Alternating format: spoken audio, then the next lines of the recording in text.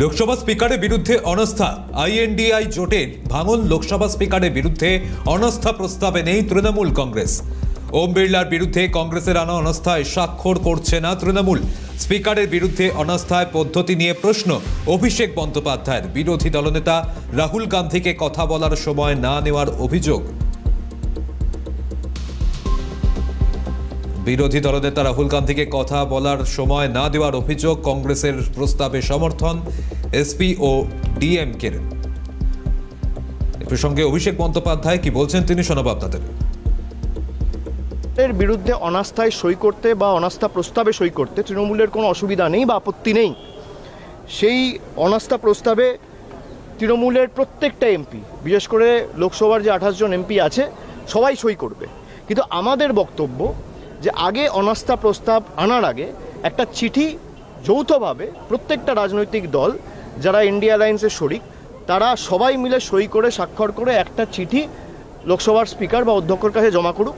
যে 4টে পয়েন্টের বেসিসে আর্গুমেন্ট করা হচ্ছে, ওই 4টে পয়েন্টের বেসিসে, যেমন কংগ্রেসের 8 জন এমপিকে সাসপেন্ড করা হয়েছে, তাদের সাসপেনশন রিকনসিডার করার জন্য বা তাদের সাসপেনশন রিভোক করার জন্য, রিকনসিডার করার জন্য একটা অ্যাপিল স্পিকারের কাছে করা যেতে পারে। স্পিকারকে 2 দিন 3 দিনের একটা সময় দেওয়া যেতে পারে।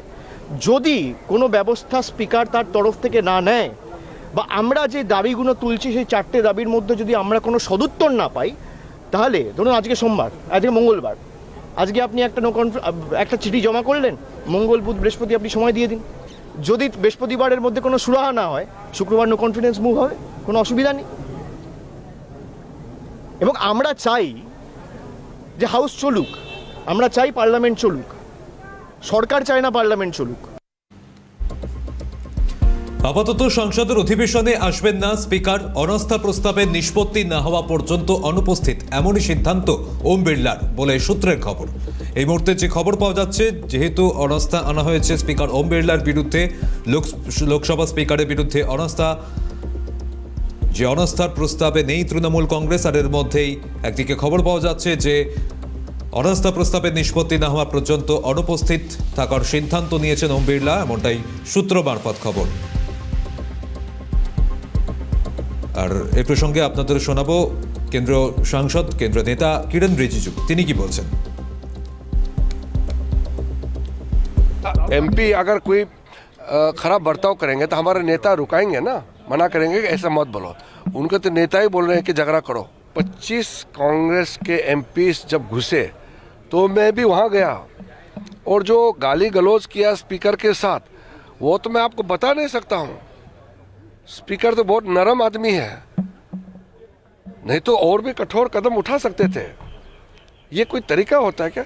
उसमें जब स्पीकर को गाली गलौज कर रहे थे उस समय वेणुगोपाल जी भी थे, प्रियंका गांधी भी थी वहाँ पे, कांग्रेस के सीनियर लीडर थे, और वो भी मिला रहे हैं, इनकरेज कर रहे हैं। राहुल गांधी जी को मेरे ख्याल से मैं तो पाठ नहीं पढ़ा सकता हूँ। वो किस दुनिया में रहते हैं, किस विचार से काम करते हैं, मैं तो उसको मैं समझ नहीं पा रहा हूँ। लेकिन बाकी जो समझदार है कांग्रेस में, अगर 1-2 सीनियर समझदार लोग हैं तो वो समझाए कि पार्लियामेंट ऐसा नहीं चल सकता है, और देश का सुरक्षा के बारे में आप इस तरह से यहाँ बच्चे वाला हरकतें ना करें। और हमारा बहुत बड़ा मुल्क है, बड़ा देश है, हमारा सिक्योरिटी बड़ा मुद्दा है। আর বিজেপি সাংসদ কিরণ রিজিজু, তার এই মন্তব্যের প্রেক্ষিতে আমরা কথা বলেছিলাম কংগ্রেস নেতা অধীর রঞ্জন চৌধুরীর সঙ্গে। তিনি কি বলছেন শোনাবো।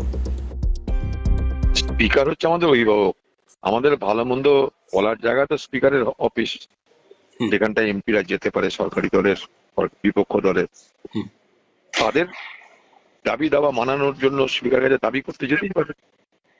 সেই দাবি করার মধ্যে যদি কোনো খারাপ কিছু থাকে সেটা স্পিকার সাহেব বলবে।